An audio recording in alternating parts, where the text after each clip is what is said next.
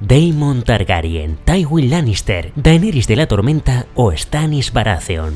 ¿Qué podrían tener en común estos personajes tan dispares? Pues que todos ellos en sus campañas militares han necesitado contratar mercenarios. Y es que en el mundo de Hielo y Fuego no son pocos los personajes que han vendido su espada al mejor postor, ya sea como lobos solitarios o formando parte de las denominadas compañías libres. Hoy en Crónicas de Poniente hablaremos de algunos de estos personajes como Daario Naharis o Ser Bronn del Aguas Negras y haremos un repaso de todas las compañías de mercenarios del mundo conocido que se han mencionado en las novelas publicadas hasta la fecha. Estas son pues las crónicas de hoy, así que afilad espadas, echaos el escudo al hombro y comenzamos. Lo primero que tenemos que tener en cuenta es que en el mundo creado por George R.R. Martin, para referirnos a los mercenarios, se suelen utilizar dos términos diferentes que no son exactamente lo mismo. Estos términos son espadas a sueldo y jinetes libres, y para diferenciarlos nos vamos a remitir a una carta escrita en el año 2000 por el escritor para contestar a sus lectores. Una misiva en la que George explicó su particular visión sobre ambos conceptos. Una espada a sueldo es un tipo de mercenario que puede ir a pie o a caballo y que pone su espada al servicio de una misión temporal o a una compañía a cambio de un salario. La mayoría suelen ser soldados profesionales con experiencia y rara vez jóvenes, siendo una profesión que uno suele elegir después de haber participado en algunas batallas y de haber demostrado su destreza en combate. En el continente de Essos hay más mercenarios que en Poniente y allí muchos de ellos están organizados en compañías, algunas con siglos de antigüedad. Si por el contrario hablamos de jinetes libres, entramos ya en un término más específico y a la vez más amplio para un tipo de mercenario. Más específico porque todos van montados a caballo y más amplio porque cualquiera sin experiencia y con una montura podría ejercer el oficio. Según Martin, los jinetes libres son guerreros montados que no están sujetos a la leva feudal de ningún señor, y si bien algunos son veteranos, también frecuentan los reclutas novatos y sin entrenamiento, granjeros con caballos de labranza u hombres que lo han perdido todo por la guerra, aquellos que son conocidos como hombres rotos, por lo que este concepto engloba una mezcla muy variada. A diferencia de las espadas a sueldo, los jinetes libres no suelen cobrar un salario, sino que luchan por un botín o simplemente por impresionar a un señor o un caballero con la esperanza de ser contratados a su servicio. Para muchos es simplemente un medio de sobrevivir cuando la guerra ha arrasado todo su pueblo. En estos casos podrían intentar huir, esconderse y morir de hambre, ocultarse en el bosque y convertirse en forajidos, o pueden ensillar su caballo si tienen la suerte de tenerlo y unirse a un ejército, convirtiéndose en un jinete libre. La mayoría de ellos se utilizan como exploradores, escoltas, recolectores o caballería ligera. Y en estos grupos encontramos todo tipo de jinetes libres, desde granjeros a aventureros errantes, que son prácticamente como caballeros errantes, pero en ningún caso tienen el título de caballeros. Esta es otra importante diferencia con algunas espadas a sueldo que podemos encontrar en compañías de mercenarios, donde en ocasiones hallamos a caballeros como Ser Jorah Mormont. Muchos de estos caballeros no son sino guerreros o exiliados que han perdido su dinero y ejercen el oficio para sobrevivir. El caso de Ser Jorah es ese, el señor de una antigua y noble casa de Poniente, arruinado por complacer los gustos caros de su exigente esposa y finalmente huye al otro lado del mar angosto, perseguido por la ley por vender esclavos para pagar sus deudas. Otra tipología de mercenario que quizá podríamos añadir a las dos anteriores son lo que podríamos llamar marineros a sueldo, aquellos mercenarios que se enrolan en un barco o capitanes de barcos que participan en batallas navales a cambio de oro. La mayoría de estas flotas suelen encontrarse en las islas del Basilisco y los Peldaños de Piedra, y cuando no ejercen como mercenarios se dedican a la piratería y el contrabando, como es el caso del célebre Salladhor Saan. Volviendo ya de nuevo a un concepto más general, los mercenarios del mundo de Hielo y Fuego suelen ser vistos negativamente. Tienen fama de estar dispuestos a traicionar a cualquiera si les ofrecen el oro adecuado, y muchos nobles los consideran despiadados y poco caballerescos. Dado que la mayoría no tiene residencia fija, muchos llevan sus posesiones con ellos, ya sean armas, armaduras, sedas, oro, anillos y joyas. En algunas ciudades libres, como Lys, Myr o Tyros, los mercenarios son quienes se encargan de proteger la urbe, mientras que en otras como Volantis no se les permite el acceso dentro de la muralla negra, al este de la ciudad. Algunas como Bravos y Pentos mantienen acuerdos de paz en los que, en el caso de Pentos, se les prohíbe contratar mercenarios, compañías libres o mantener un ejército que no sea el de la guardia de la ciudad.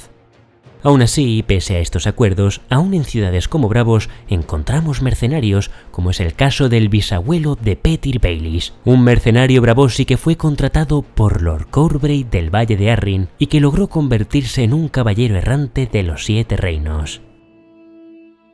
En medio de todas estas particularidades entre ciudades y regiones, hay mercenarios que cohabitan y luchan junto a piratas y esclavistas, como sucede en las antes mencionadas Islas Basilisco, al tiempo que otros vagabundean por los distintos territorios en busca de misiones o de alguna compañía en la que ingresar. Entre estas compañías las hay muy afamadas por su lealtad y disciplina, como es el caso de la Compañía Dorada, mientras que otras, como la Compañía Audaz, son consideradas una chusma de simples asesinos, entregados a la violencia sin límites y al pillaje. Sea como fuere, las compañías libres abundan por todo el continente de Essos, y ya desde tiempos inmemoriales, los mercenarios han ejercido su papel en la caída y ascenso de viejos y nuevos reinos e imperios. El glorioso y dorado imperio de Giti, por ejemplo, contrató mercenarios para conquistar la isla de Leng hace siglos. Otro ejemplo lo encontramos en Poniente, durante la llegada de los ándalos, cuando algunos cabecillas de los primeros hombres contrataron a otros caudillos ándalos para luchar contra sus rivales, como sucedió en el Valle de Arryn, aunque al final los ándalos terminaron traicionando a los anfitriones que los habían contratado, apoderándose de sus tierras y tomando a sus hijas como esposas. También tenemos el caso del aventurero Terrence Tig, quien tras amasar una fortuna saqueando las tierras del oeste, logró contratar a un número suficiente de mercenarios de Essos para apoderarse de las tierras de los ríos y coronarse rey del Tridente. Ya entonces, aunque con menor influencia, existían las compañías libres de mercenarios, pero si en algún sitio destacan con su presencia es en las Tierras de la Discordia, territorio disputado durante siglos por las ciudades de Lys, Tyros y Myr. Durante los tiempos del feudo franco de Valiria, fue una tierra rica y controlada por los valirios, pero tras la maldición se convirtió en un páramo pasto de guerras y escaramuzas. Y según los maestres del mundo de hielo y fuego, es en estas tierras donde nació y arraigó el verdadero azote de las compañías libres. Al principio no eran sino bandas de mercenarios que solo luchaban por dinero, pero hay quienes sostienen que actualmente los capitanes de estas compañías tienen una gran influencia en los grandes conflictos, pues siempre que la paz amenaza con presentarse, estos cabecillas instigan nuevas guerras con las que sustentarse y aumentar el botín. Tras la maldición de Valiria, aparecieron compañías que han perdurado en el tiempo, como los Banderas Luminosas y los Segundos Hijos, de los cuales hablaremos después. Estas dos compañías en particular fueron contratadas por la ciudad libre de Qohor durante el denominado Siglo Sangriento para protegerla de los Dothrakis, pero ambas compañías, en la hora más oscura, desertaron ante la embestida de un Khalasar de 25.000 jinetes y dejaron a los 3.000 Inmaculados de Qohor como última defensa de la ciudad. La conocida como Triarquía, que vemos en House of the Dragon, también se nutrió de piratas y mercenarios para conquistar los peldaños de piedra, y el propio príncipe Daemon Targaryen se vio obligado a sustentar sus huestes con mercenarios para su campaña militar allí. En la Danza de los Dragones también participaron un número importante de mercenarios que, sin entrar en spoilers, podemos decir que traicionaron y ayudaron a mantener en el tablero de juego, al menos por un tiempo, a algunos reclamantes menores al trono de hierro. Más tarde, 80 años después de la danza, aparecería la legendaria Compañía Dorada, fundada por un bastardo de la casa Targaryen, Aegor Ríos, convirtiéndose en la compañía mercenaria con mejor reputación del mundo conocido. Y ya si nos vamos a los eventos de Canción de Hielo y Fuego, las compañías libres se extienden por todo el tablero del Juego de Tronos, siendo esenciales en tramas como la de Stannis Baratheon o Daenerys Targaryen. Y tras este fugaz viaje por la historia, toca recopilar y repasar todas las compañías mercenarias que se mencionan en el mundo de George R.R. Martin. Y vamos a empezar con aquellas que encontramos precisamente en torno a la Madre de Dragones en Meereen, donde se encuentra una de las compañías libres más antiguas, los Segundos Hijos. Su estandarte es una espada rota y fue fundada por una cuarentena de hijos menores de nobles sin herencia, hacienda ni futuro. Desde su origen ha acogido a aventureros, reyes exiliados, señores sin tierra y muchos nombres famosos de los 7 reinos han servido allí eventualmente. Tal es el caso del príncipe Oberyn Martell, que cabalgó con ellos antes de fundar su propia compañía. Aegor Ríos, quien pasó a la historia como Acero Amargo, hizo lo mismo antes de fundar la Compañía Dorada. También tenemos al príncipe Aerion Targaryen, conocido como Llama Brillante, Roderick Stark, el Lobo Errante, o Harwin Hoar, primer rey de las islas y los ríos. Estos mercenarios no están tan bien equipados como la Compañía Dorada y ni mucho menos goza de su reputación. Entre sus tradiciones está la de que los nombres de cada hombre que sirven con ellos están escritos en un libro encuadernado en cuero, así como la fecha de su ingreso, dónde lucharon, cuánto tiempo sirvieron y cómo fallecieron. También está tradición firmar con tinta roja, aunque antaño cada vez que se alistaba un hombre, este firmaba con su sangre. Al inicio de Canción de Hielo y Fuego, su líder es Mero, conocido como el Bastardo del Titán, al que vimos fugazmente en la serie Juego de Tronos y que en los libros fue completamente humillado por Ser Barristan el Bravo. Tras su muerte, Ben Plum el Moreno se convirtió en su capitán y durante buena parte de la campaña militar de Daenerys en Meereen lucharon en su bando. Y digo buena parte porque finalmente se terminarían uniendo a los Yunkios cuando Drogon desaparece y Viserion y Rhaegal permanecen cautivos y encadenados. Actualmente, al final del libro Danza de Dragones, la compañía cuenta con 514 miembros y sus últimos reclutas hasta la fecha son Tyrion Lannister y Ser Jorah Mormont, que firmaron el libro de los Segundos Hijos mientras su campamento estaba sentado frente a las murallas de Meereen, conspirando para regresar de nuevo al bando de la Madre de Dragones. Otra compañía bajo contrato por Yunkai es la Compañía del Gato, también llamada simplemente Los Gatos, una organización compuesta de 3000 efectivos y liderada por un comandante corpulento y salvaje al que llaman Barba Sangrienta. Ellos forman parte del campamento que asedia la ciudad de Meereen e intentan provocar el choque definitivo contra las fuerzas de Daenerys, participando en la ejecución de algunos rehenes del séquito de la Madre de Dragones. También bajo contrato con Yunkai tenemos los Lanzas Largas, con 800 jinetes en sus filas, liderados por Gaelor Regan, quienes al inicio del libro Vientos de Invierno, en la batalla de Meereen, se encargarán de defender el Fantasma, uno de los enormes trabuquetes de los Yunkios. En el otro lado de la muralla, luchando por Daenerys Targaryen, tenemos a los Cuervos de la Tormenta con 500 efectivos y cuyo estandarte es 4 cuervos entre rayos cruzados. Cuando Daenerys llega a Yunkai, los Cuervos de la Tormenta tienen a 3 capitanes, Prendal, Nagehen, Salor el Calvo y Daario Naharis, pero posteriormente Daario asesinó a los otros 2, se hizo con el control de la compañía y la puso al servicio de la Madre de Dragones. El Daario Naharis de los libros tiene una apariencia propia de los Tyroshi, mucho más extravagante que el de la serie. Cabello y barba de 3 puntas teñidos de azul o morado según la ocasión, bigotes dorados, un diente de oro y uñas esmaltadas de azul. Viste colores llamativos y elegantes atuendos y lleva un ara dothraki en la cadera izquierda y un estilete meriense en la derecha. Sus empuñaduras doradas representan un par de mujeres desnudas con aspecto lascivo, a las que a veces acaricia obscenamente.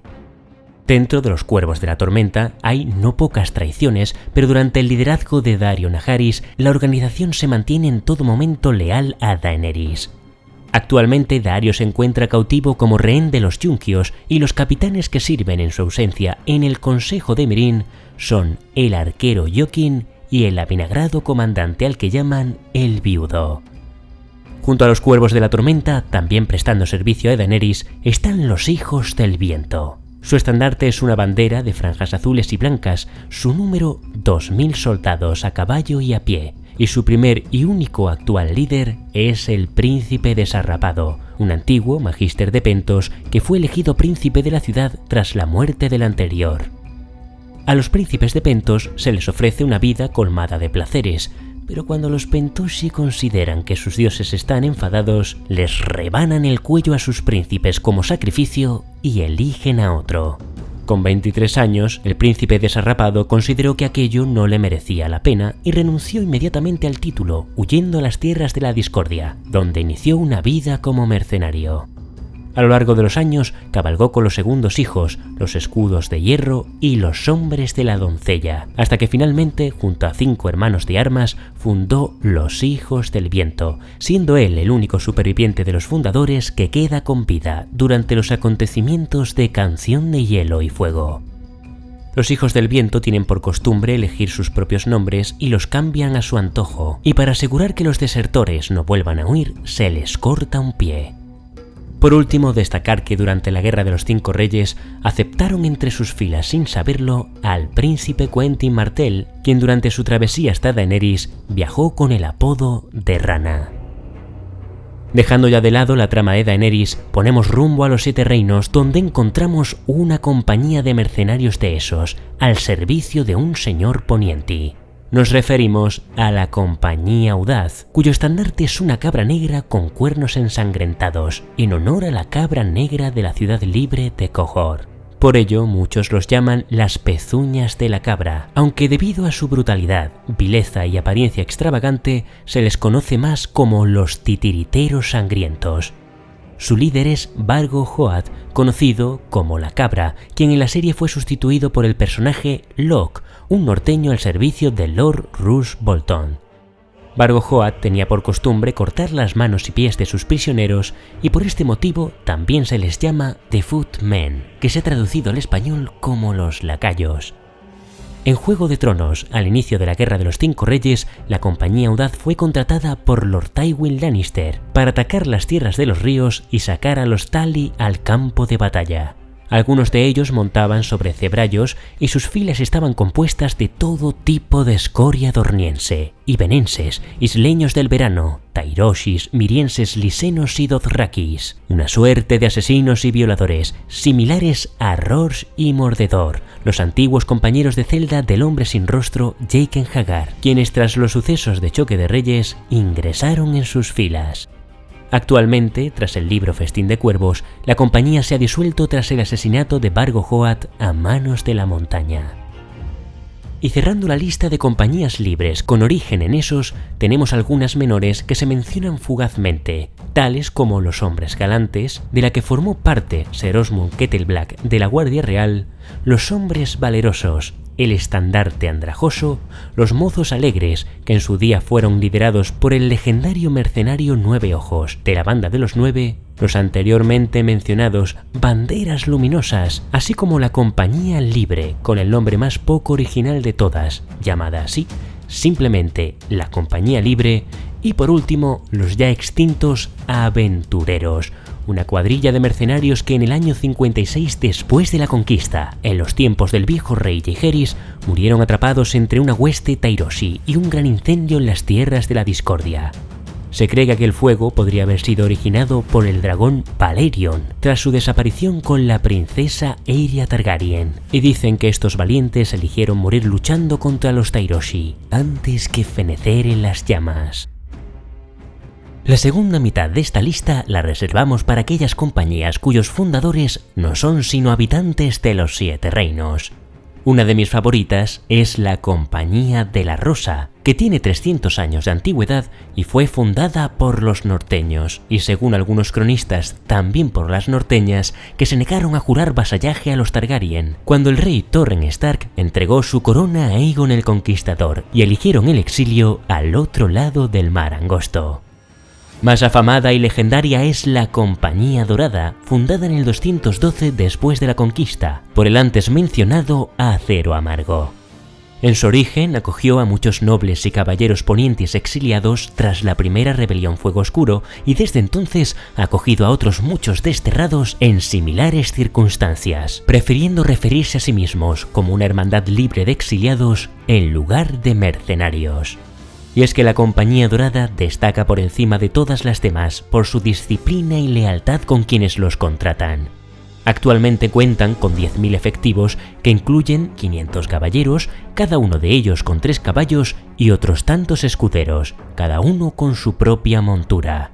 También tienen 2 docenas de elefantes y su estandarte es un blasón completamente dorado sin adornos.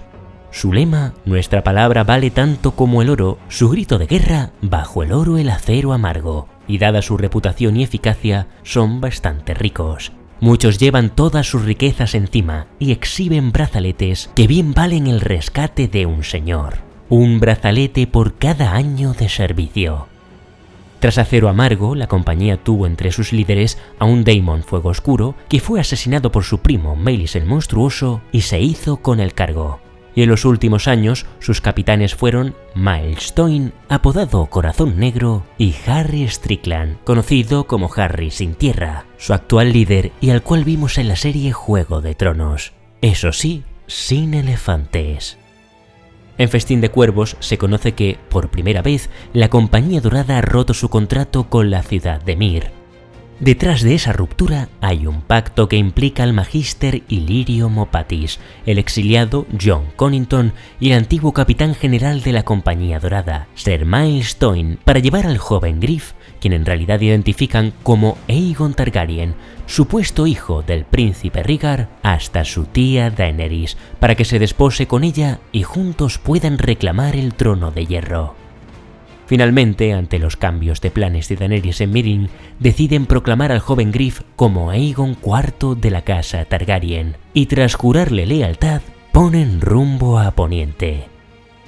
Y cerrando esta excelsa lista, tenemos 2 compañías de mercenarios que surgieron tras la Danza de los Dragones. Les he dado este último lugar porque, aviso, contienen spoilers menores sobre el final de la serie House of the Dragon. Esas 2 compañías son la Manada de Lobos y los Rompetormentas. La Manada de Lobos fue fundada por Halis Hormund y Timothy Nieve tras la danza y la inminente caída de la Triarquía. Dado a que el crudo invierno se había instalado en Poniente, Lord Cregan Stark había llevado consigo a muchos norteños al sur, sin esperar que la mayoría regresaran, de modo que, tras la guerra, muchos norteños decidieron buscar suerte al otro lado del mar angosto, donde las ciudades libres de Lys, Tyros y Myr contrataban mercenarios a un precio que otros señores ponienti no podían igualar.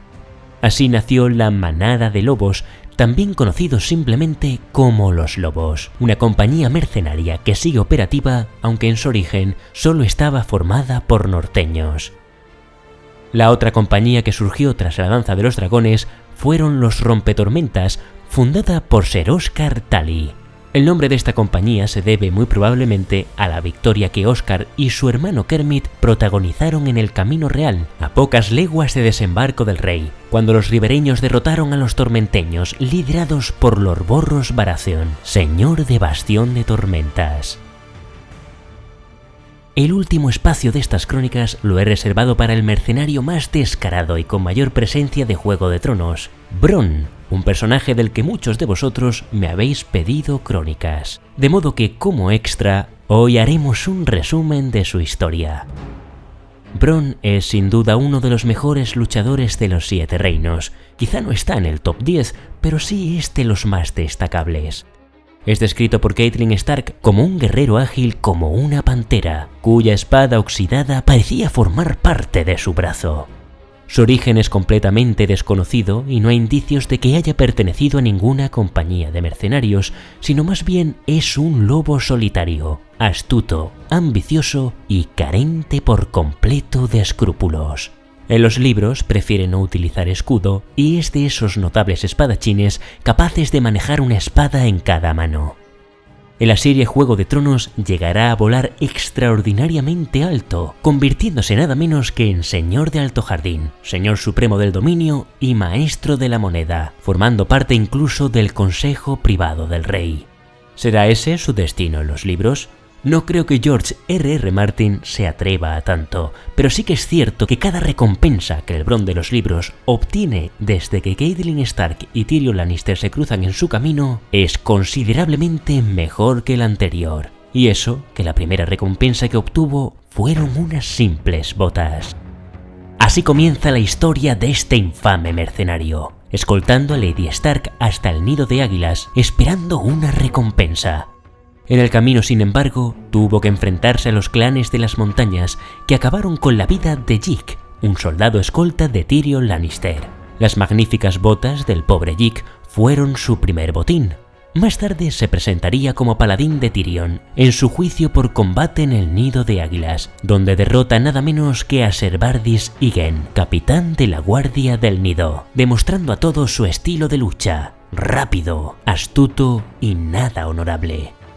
En aquel combate había arriesgado su vida por Tyrion y perdido un diente en el proceso, por lo que ahora esperaba una recompensa principesca.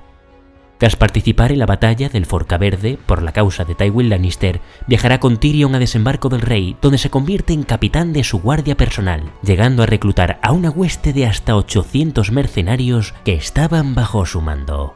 Y por si fuera poco, Tyrion lo asciende a oficial dentro de la guardia de la ciudad.